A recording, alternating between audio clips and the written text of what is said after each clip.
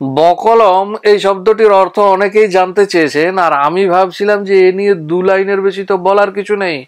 বকলম মানে অন্যের হয়ে যে সই করে দেয়, অন্যের হয়ে যে স্বাক্ষর করে দেয়, সেটিকেই বকলম বলা হয়।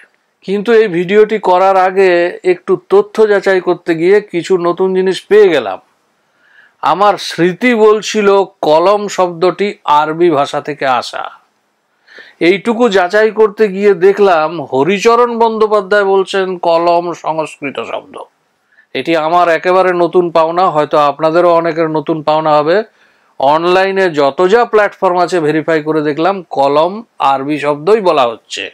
হরিচরণ বন্দ্যোপাধ্যায় দেখার পরে আমি বেশ কয়েকটি অভিধান মিলিয়ে দেখলাম, এমনকি শব্দকল্পদ্রুম যে বিখ্যাত সংস্কৃত অভিধান, তাতে কলম শব্দটির উল্লেখ আছে। এছাড়া শব্দ রত্নাকর, মেদিনী কোষ, বৈজয়ন্তী, অভিধান চিন্তামণি, এই সমস্ত প্রামাণ্য অভিধানেও কলম শব্দটি রয়েছে এবং কলম শব্দটি মূল কল ধাতু থেকে এসেছে এটি বর্ণনা করা হয়েছে।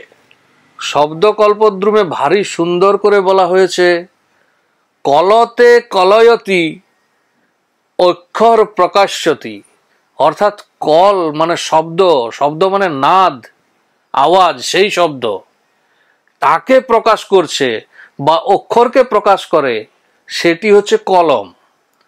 এর সমার্থক শব্দ দেওয়া আছে লেখনী, অক্ষর তুলিকা, বর্ণতুলি, এগুলি কলমের সমার্থক শব্দ।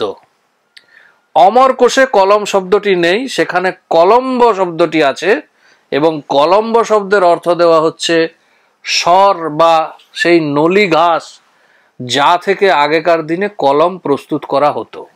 গ্রিক এবং ল্যাটিন ভাষায় ক্যালামাস বা কালামস বলে একটি শব্দ আছে, যার অর্থ ওই কলম্বের সঙ্গে একই রকম, ওই স্বর বা নলখাগড়া যেটি দিয়ে কলম তৈরি করা হতো। তাহলে বোঝা যাচ্ছে এই কলম শব্দটি সংস্কৃত থেকে গ্রিস দেশ হয়ে আরবে পৌঁছে সেখান থেকে ব উপসর্গ যোগ হয়ে আবার আমাদের কাছে ফিরে এলো। এই ব কলম শব্দটির ব উপসর্গটি আরবি উপসর্গ।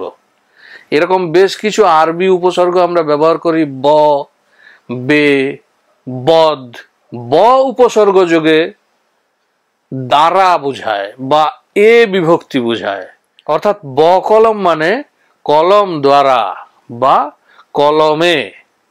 তাহলে একজন ব্যক্তি যিনি লেখাপড়া জানেন না, যিনি নিরক্ষর, তার হয়ে অন্য একজন কলম ধরছেন, অর্থাৎ কলমে অন্যজন বা অন্যজনের কলমের দ্বারা স্বাক্ষর করা হচ্ছে, এই অর্থ বোঝাতে, প্রতিনিধিত্বমূলক অর্থ বোঝাতে ব কলম শব্দটি ব্যবহার হয়।